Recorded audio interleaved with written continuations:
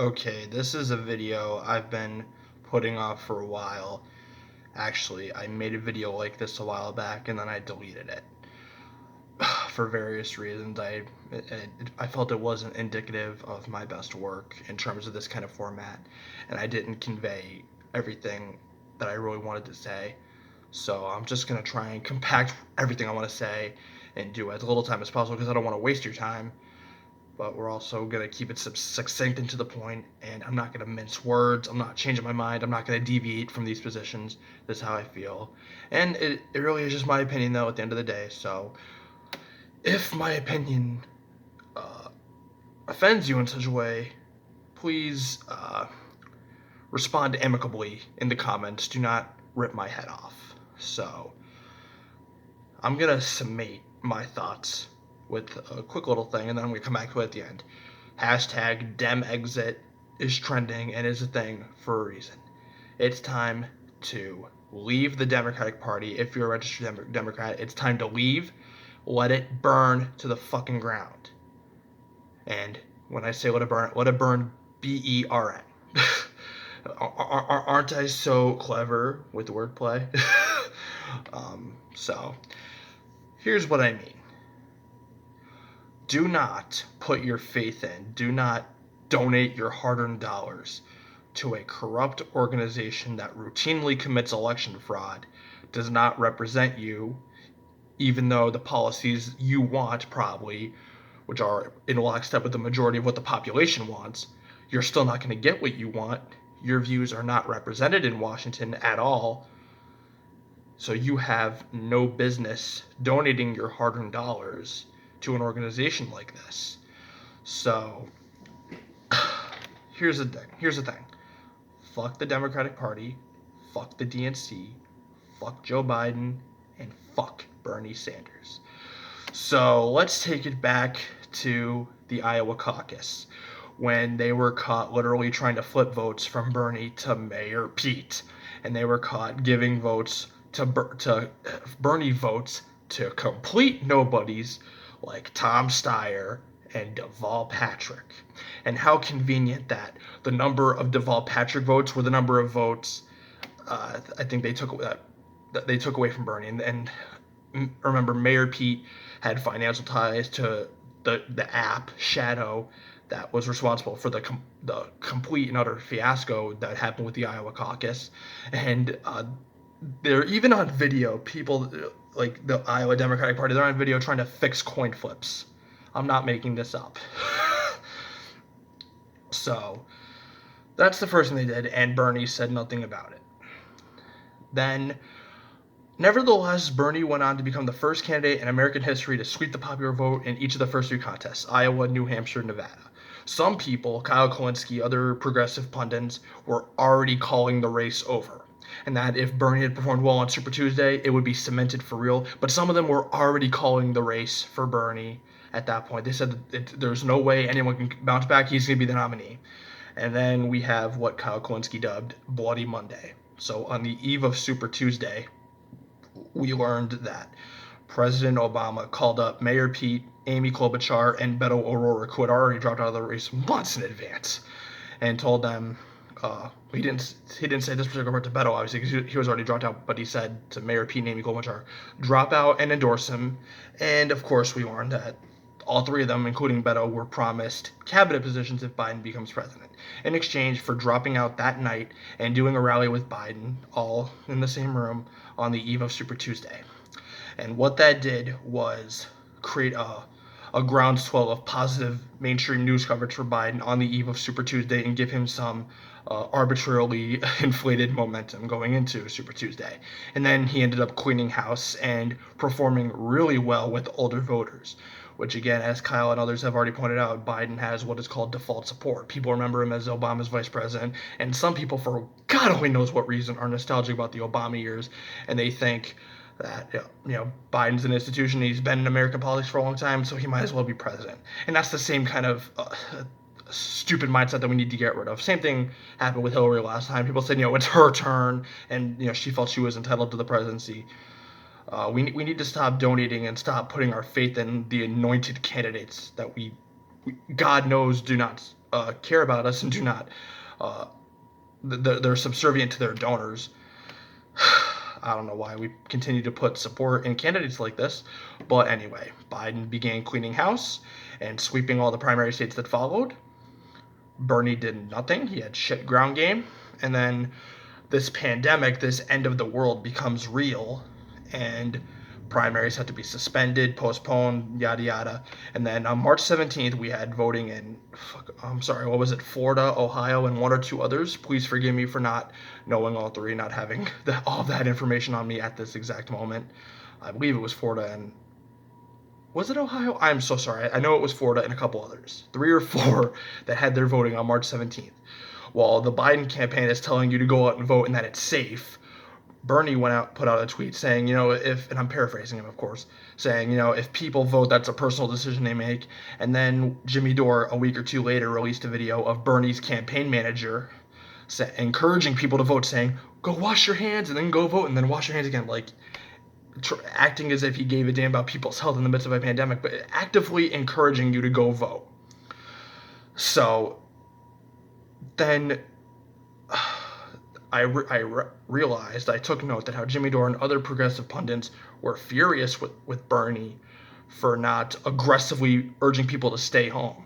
And again, to keep it consistent, even Tulsi she tweeted saying, stay home and don't vote, but she said it put it out at 3 p.m. after voting was already well underway. So I'm trying to stay consistent. So she's not innocent either, because she put out a tweet, but she was too late to do it.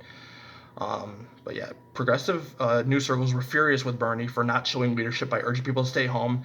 And then I started thinking, well, obviously the DNC is trying to commit election fraud again. Obviously they're trying to consolidate around Biden and do whatever they can to prevent Bernie from getting the nomination.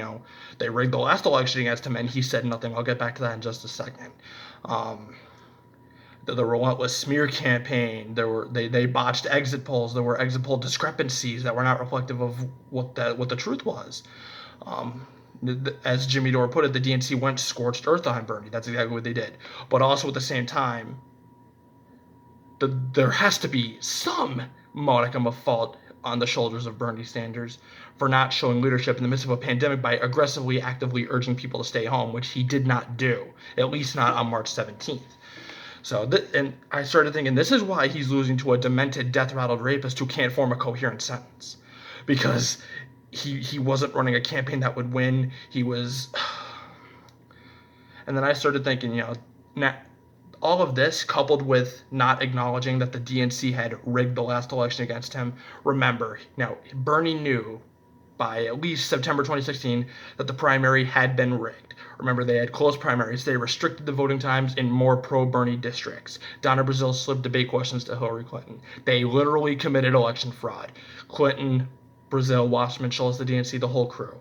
If it were up to me, or in a world that made sense, they would be in jail because they committed election fraud. Let's not mince words. Let's not pretend. Let's not defend the establishment. Let's call it for what it is. It was election fraud. And you don't even have to like Bernie Sanders to admit that. Considering Bernie was up against Trump by at least 15 points on average, by double digits on average, in all the hypothetical polls in the last election, God knows that he probably would have crushed Trump in the general election in 2016. So it's not a stretch to say that Bernie should be president right now. Just like it's not a stretch at all to say that the DNC committed election fraud, and the higher-ups of the DNC that perpetuated this should be in fucking jail. But Bernie never said any of this. What Bernie did say in 1995 is that there needs to be a rainbow coalition outside of the Democratic Party. I want to know what changed. Why now all of a sudden he's just been capitulating and he's been a loyal lapdog for these 4 years. He runs another campaign this time around. He had to be incredibly naive to think they were ever going to let him give him a fair shot after what they did in the last election. And Chris Hedges wrote a great article, and of course, again, to use Jimmy Dore's reference, Jimmy Dore interviewed Chris Hedges a week or so ago, and they talked about this article from 2018 that Chris Hedges wrote. I will link that in the description below, elucidating how Bernie is a feckless leader, and if the progressive movement has any snowball chance in hell of growing at all in the future, they have to do it without Bernie. So I'm not even done in regards to what he's done in this election cycle. Tulsi dropped out and endorsed Biden. Again, Tulsi's not safe either. She shouldn't have endorsed Biden, especially her being the pro-war, the pro-war. I'm sorry, pro-peace, anti-regime change war candidate. She should never have endorsed a warmongering maniac like Joe Biden. But it was then purported that Tulsi's brother, who I'm friends with on Facebook, but I never spoke to him directly at all. He put out on social media that Tulsi had called Bernie asking to endorse him, and he rejected her endorsement. What? So, it doesn't seem in step with who you'd normally think Bernie to be, but considering his behavior in this election cycle, it makes perfect sense. Of course he's going to spit in Tulsi's face after all she did for him. Remember, she notably in 2016 resigned as vice chair of the DNC to endorse Bernie, and now the DNC hates her, which is why they perpetuated a relentless smear campaign and cheated her out of the debates. They would arbitrarily change the polling requirements and stuff to screw her out of the debates and screw her out of reaching a national audience.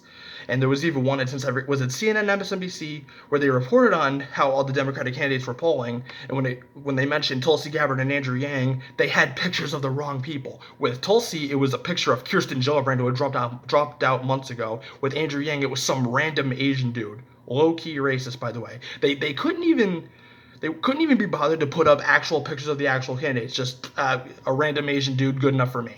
And then a picture of Kirsten Gillibrand, the complete opposite of Tulsi Gabbard, a basic white woman bowl of oatmeal versus a woman of color. Like, how could you get stuff like that wrong? Those are the little petty extents to which the DNC went to screw over Bernie, Tulsi, and Andrew Yang to a lesser extent, because remember, they also shut off Tulsi and Andrew Yang's microphones off at one of the debates.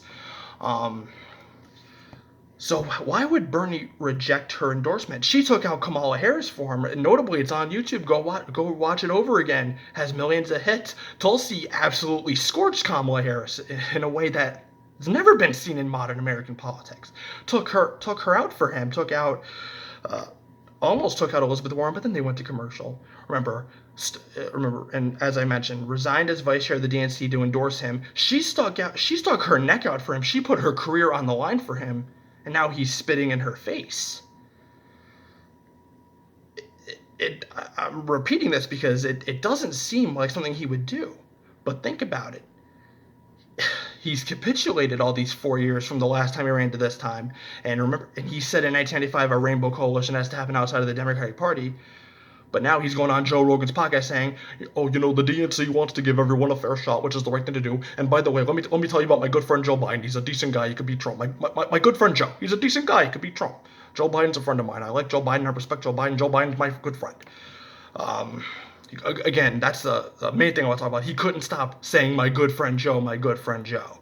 And then what was really flooring was when a Bernie surrogate named Zephyr Teachout publicly went out and called Biden corrupt. Bernie dismissed her from the campaign and put out a retraction saying, no, Biden's not corrupt. My good friend Joe is not corrupt. And then Biden, in response, put out an ad calling Bernie corrupt. Unfucking believable. Defending a liar and putting out a lie. Zephyr Teachout called Biden corrupt, which is the obvious truth, and then Bernie, rather than defending someone inside his campaign, dismisses her and puts out a retraction. So I want to know what changed from Rainbow Coalition outside the party to capitulating and defending the establishment and acquiescing, I believe I'm using the term correctly, please forgive me, and then rejecting Tulsi's endorsement after she put her career on the line for him. When what he should have done after 2016 is coalesce Tulsi, maybe Elizabeth Warren, and other prominent progressive, using that word very loosely, progressive leaders that are already in Congress and the Senate, consolidate them to form a viable third-party movement, but he didn't do that. You know why? Because Bernie Sanders cares about Bernie Sanders. He just wants to go to his deathbed not being a hated, crucified pariah a la Ralph Nader. And I believe he's even on record as saying something along the lines around the block tantamount to that. And then we learn after this election's over from a Bernie staffer that went on Jimmy Dore's show that after the 2016 election, Jeff Weaver, Bernie's former campaign manager from the last election, convinced Bernie and his wife Jane to sign off on taking billionaire money separate from his own. I believe he was already planning on running in 2020 at the time. He had a separate fund for a thing called Our Revolution, which was supposed to be a political action committee, all a Justice Democrats. But then Jeff Weaver convinced Bernie and his wife Jane to sign off on taking billionaire donations that would be separate from Bernie's own campaign as a way to circumvent his promise on not taking corporate donations, which he built his legacy around in the last 5 years. Similar to how Elizabeth Warren promised and made a big spectacle out of not taking corporate donations in this election, but then she simply took billionaire donations left over from previous Senate campaigns and funneled that into her current campaign again as a way to circumvent that promise. And then, of course, Bernie voted for the corporate bailout, the stimulus bill that AOC said when AOC's on video flapping her arms around like a freaking maniac, saying that the bill was shameful, and they all said it was terrible, it would screw workers over for a generation. Bernie and AOC voted for it! The cruise line industry, which doesn't even register to pay taxes in this country, got a bailout. Working people got crumbs that some of whom, myself included, won't even actually see. Bernie said it was horrible and made a big grandstanding spectacle about how it was a giveaway to corporations and the owner class, and then he voted for it. If you've donated your hard-earned dollars to these people and put your faith in them, especially AOC. AOC was a fucking nobody in the Bronx, New York, who came in and unseated Joe Crowley on the wave of Bernie's popularity, and then as soon as she got in Congress, she started capitulating too. I don't want to break your heart or seem too harsh, but if you've donated your hard-earned dollars to these people and you put your faith on that maybe they would fight for you and bring real change to this country, you're wrong. If you want real change, it has to happen outside of this didactic, corrupt, broken two-party system. It's really one-party rule, because while Nancy Pelosi is ripping up Trump's State of the Union speech, the speech she's ripping up is the legislative agenda that she and the House Democrats helped to pass, including funding for the border wall and making the military budget more bloated and stuff like that. So here's the deal. Leave the Democratic Party, let it burn to the ground, and never go back. Never look back. I don't know what it's going to take. It's going to take a lot of strikes. It's going to take a lot of people like me screaming out into my echo chamber, hoping that somebody will take my words with a grain of salt and maybe start thinking the way I did. And then maybe listen to Kyle Kulinski, Jimmy Dore, and the like. Mainly Jimmy Dore, because Jimmy Dore's been leading the way on critiquing the Democratic Party and the progressive movement and stuff like that. And don't forget, Joe Biden has sexual assault allegations against him. In 1993, he pinned Tara Reade to the wall, stuck his finger in her, digitally penetrated her, and then when she pushed back and resisted, he wagged his finger in her face and said, "You're nothing. You're nothing to me." That's the good friend Bernie's going out of his way to defend. And then it turns out Tara Reade's mother called into Larry King's show in 1993, or at that time, saying that my daughter had a problem with a prominent senator. And now that episode is mysteriously missing from CNN's Google Play selection. So Joe Biden clearly sexually assaulted this woman, and she has her mother and a neighbor to corroborate this, and CNN is actively engaging in the cover-up. The Me Too Time's Up people shunned this woman when she tried to come forward before, because they didn't want to lose their nonprofit status. But they smeared this woman as a Russian asset, and they called Ryan Grimm at The Intercept, who also reported the Brett Kavanaugh story and then broke the story. They called him a Russian asset too. Now they're using McCarthyism to slut shame and slander a woman that was sexually assaulted by Joe Biden, as Jimmy Dore so eloquently put it. When push came to shove, when it came to defending the establishment and defending the coordinated, anointed candidates, these people went back on every value they claim so maniacally to care about: progressive change in healthcare and wages and women's rights, women's suffrage, sexual assault. They went back on all of it. So if you want real change and you're on the left, you need to let this party burn to the goddamn ground, leave, and never come back. I'm glad I never registered, because I will never do such a thing in my life. Not if you paid me. I can't in good faith do that. Democratic Party, DNC, Joe Biden, Bernie Sanders, Fuck you. That's the end of this video. Smash the like button if you enjoyed it. Leave a comment and we'll have an amicable discussion in the comments below. Subscribe, hit the bell to get notified when I upload a new video. Until next time, try to take it easy. Go listen to Send Request.